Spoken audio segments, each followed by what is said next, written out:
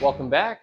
Coach Doug here. Just wanted to talk today about pulling the slack out and setting up for deadlifts. This is going to apply to conventional style deadlifts, sumo style deadlifts, pretty much really any deadlift that we're picking up off the ground, and even in a rack position as well. For here, I'll show you conventional style. We'll, of course, set our feet to the desired width. We'll make sure we got some nice active ankles. We're gripping the ground with our toes so that we create an arch in our foot. Some nice stability there, right? We'll make sure our hip tilt is set to neutral.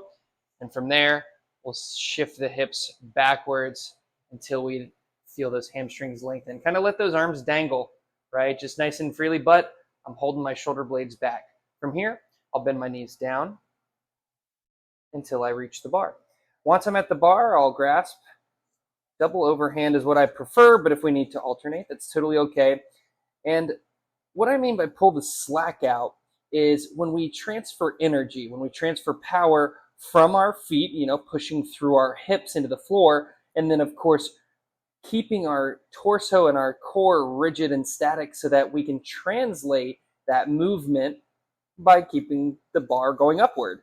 And to do that, we want to make sure that, like I said, we've already got our shoulder blades retracted back and down. Our upper back was set before we even came down to grab the bar. But now we're going to kind of lean against that bar and sit back, okay? I'm kind of allowing my body weight to sit backwards here so that I can kind of get into what we call the pocket of the movement, or that position of power here.